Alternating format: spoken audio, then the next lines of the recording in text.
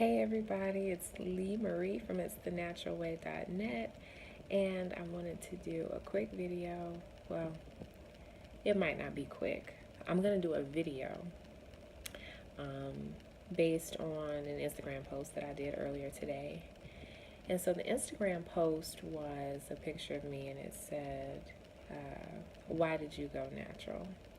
And I shared some of my story on the Instagram post, but I wanted to make a video because my story cannot be contained to an Instagram post. It has to be expressed in a video.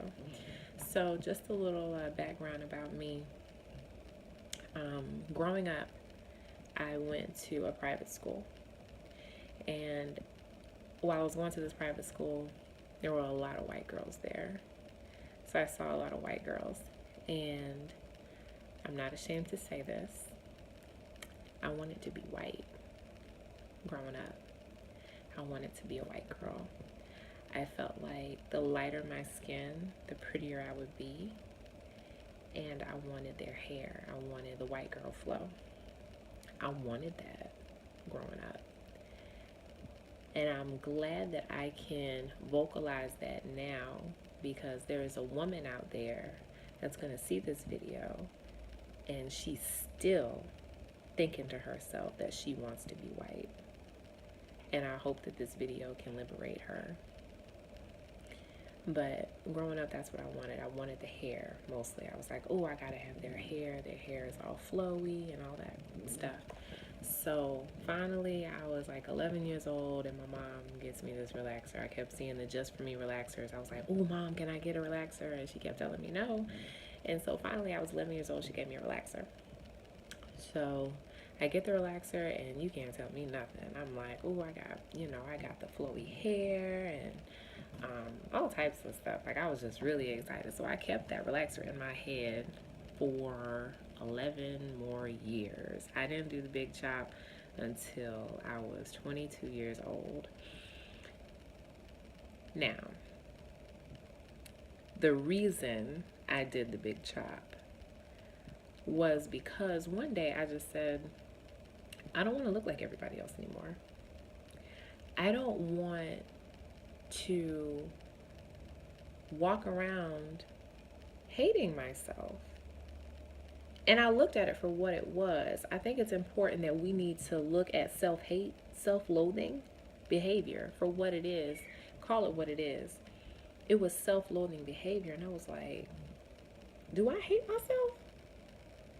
Do I hate myself that much that I'm willing to sit? Like, I was the type of female, I was the woman, I was the girl that would sit and let that relaxer burn my head until I couldn't take it anymore, because I didn't want no curl, nothing. I didn't want no curl in the front of my head, because you start from the back, you work your way up to the top. If I had a little bit of curl at the top of my head, I wasn't ready to wash it out yet. I wasn't ready. And I would sit there and I would let that relaxer sit in my head and burn. I would have a few scabs throughout my scalp, and I didn't care. I just wanted it to be straight. The only curl I wanted was the bump that I put in it afterwards. That was the only curl that I wanted. So I was that female that would sit there until I couldn't take the burn anymore, and I wanted every little curl out of my head. And I just said one day, I said, I'm not going to do this anymore. I'm not going to hate myself to the point that I'm going to alter my appearance because it's what everybody else is doing. Everybody else is getting relaxers. Everybody else is, getting weaves and stuff. I was never really a big weave person because my hair was always pretty long. But I was like, I'm just not going to do it anymore. And I thought about it. I remember sitting in my room and I was thinking, I said, Black people, African people, African Americans,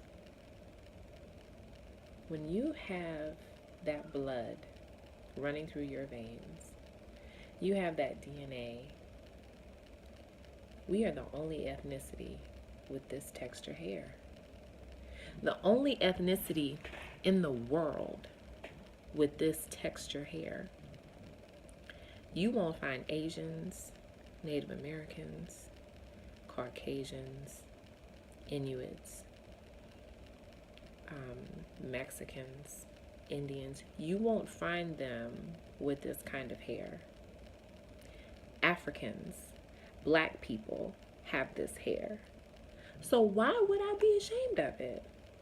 Why wouldn't I rock it proudly? If you mix Africans, African Americans, black people with any other ethnicity, that hair is not going to be straight no more. That hair is powerful. That hair is going to be curly. And it's going to be beautiful.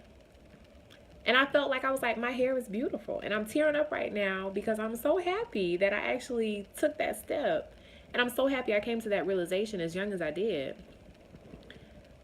I just decided that I wasn't going to be self-loathing anymore. I was going to love myself the way God created me. And I was going to wear my hair. I was going to rock my fro. And I was going to be proud of it. And I didn't care what anybody thought. And when you make a decision like that, because it goes against society, now it's a trend. Now you see a lot of people walking around natural. It's a trend. It's a hairstyle. For me, it was more personal. It was more spiritual. It was more of a growing pain that I was going through. So I take it very seriously. A lot of people say, oh, it's just hair. But the motto of the blog, it's thenaturalway.net, is it's more than about hair. It's more than just hair. It's a lifestyle. It's not it's not just hair for me. It's growth for me. Thank God for growth.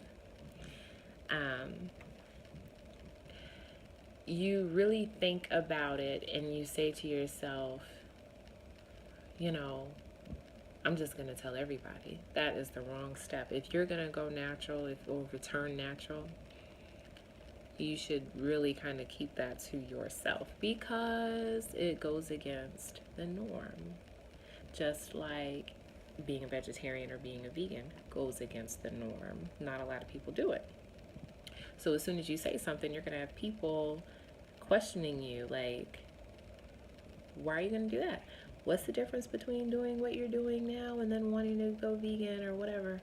So I took the time to myself. I told a couple of people that I was going to go natural. And I got questions like, well, what you going to do with your hair now? And if you aren't careful, you can stray away from your path in going natural and growing and being a completely different person. But nobody was asking me that when I had the same doobie wrap in my hair for 11 years. Nobody said, what you gonna do with your hair? Are you gonna do something different with your hair? Nobody said nothing to me. But as soon as I say, oh, I'm gonna go natural, they're like, what you gonna do with your hair now? You being a hippie? Oh, it's just a phase. You'll get over it. And it can be discouraging if you don't have thick skin. And I didn't at the time. So when I started feeling discouraged, I really just buckled and I just kept to myself. And I just kind of threw a cloak over me. And I was like, I'm not saying anything to anybody. But during that time, I was building my confidence. And I built my confidence with knowledge. I researched. And a website that was out around that time was, I think, Curly Nikki or something like that. curlynikki.com. I think she was out around that time. And I would go to her website and I was like reading all these articles and I was Googling things and YouTubing things. And at the time there was barely anybody on YouTube doing videos about natural hair. And I remember just taking all this time and energy and researching and journaling until I built up the courage to do it. And I just became like this self-loving person. I became a self-loving ambassador, I guess you could say. I was no longer self-loathing. I was so natural. I was like gung-ho about it. I'm going to do it, and I don't care what anybody says. And I was ready. And so I took the time. I took 6 months transitioning. I transitioned for 6 months. And I said, okay, I'm ready. During my time transitioning, I learned about my hair. I learned what it liked, what it didn't like. I learned what products worked for my hair, what products didn't work for my hair, so that by the time I did my big chop, I knew what products to use and I knew what products to stay away from. And that was ultimately, that's what I owe my success to, the knowledge that I gained during the time I transitioned, because that built my confidence, having knowledge and having self affirmations every day and looking at myself and loving myself for who I was and looking at my skin and looking at my hair and saying, you know what, I love it. I fell in love with my hair during that 6-month period. I fell in love with it, and I was so ready to see what my natural texture was going to be after I cut all the relaxed ends off. And so I finally cut it off in April of 2009. And I was so excited. I was like, wow, that was the most liberating feeling next to voting. I mean, it was great. So, if you are thinking about going natural, I encourage you to take that step forward, because going natural is powerful. Some people, to them, it's just hair. Other people, it's not just hair. Like, I'm one of those people, it's not just hair. You can't tell me going natural, it's just about hair. It's not a trend. It is a lifestyle. And I say that, I can't speak for everybody, but I can speak for myself and I can speak for some of the women I have influenced. But when you go natural, you start to look at products when you're doing research. You look at products that are natural hair friendly so that your natural hair can thrive. Because your hair can't thrive with relaxed hair products, if that makes sense. Those products aren't made for natural hair. It's made for chemically relaxed hair. So when you start looking for natural hair-friendly products, you realize that there's a lot of poisons and toxins and carcinogens that are in a lot of the commercialized hair products. And then you start, like, I found a great website. It was called Cosmetic Database, I think. And even if you put it in now, it'll take you to the new domain name that they have. But it was called cosmeticdatabase.com, I believe. And it would tell you the toxicity range for different ingredients.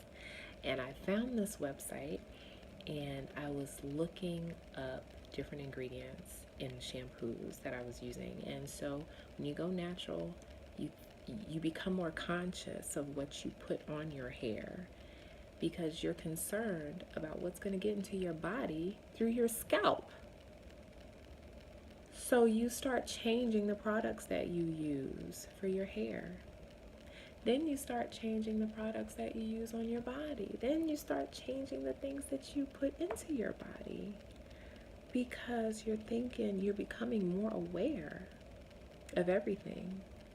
You're like, I'm not gonna put a relaxer in my hair anymore. You know what? I'm not gonna use that shampoo anymore. That has a carcinogen. Or I'm not going to do this. And then you start looking to Mother Earth. You start saying, okay, what did God put on this earth for me to use? And then you find out how wonderful shea butter is. You find out how wonderful coconut oil is. And you realize that you can cook with coconut oil. You can put it in your hair. You can put it on your body. You put it on your life, and everything is better. I love coconut oil. So it's life altering. It changes you. You find out so much about yourself that you're like, wow, why didn't I do this sooner? Why didn't you begin to love yourself? And when a woman truly loves herself, she's unstoppable.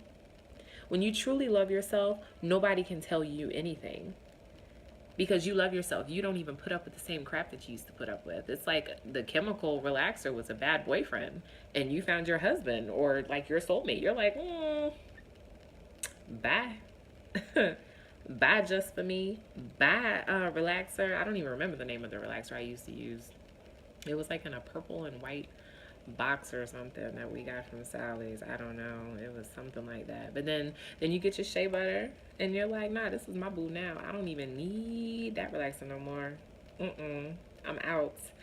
And you just become a different person. You grow through your journey. And your journey is never gonna be like your girlfriend's journey or your girlfriend's journey. It's never gonna be like hers. It's never gonna be like your best friends, you know, your cousins. Everybody's journey is different because everybody has different hair. My hair loves coconut oil. I know some people, their hair hates coconut oil. My hair is not a fan of olive oil. Other people, they love olive oil. Their hair loves olive oil. I put coconut oil on my life. Anyway, um, so yeah, going natural is powerful. If you want to go natural, just take that step, sweetheart. It will be one of the best decisions you have ever made. If you're already thinking about it, you should just go ahead and do it. That is all for me today. I'll be uploading videos later, but I really just had to say that to you guys. Love y'all. Bye.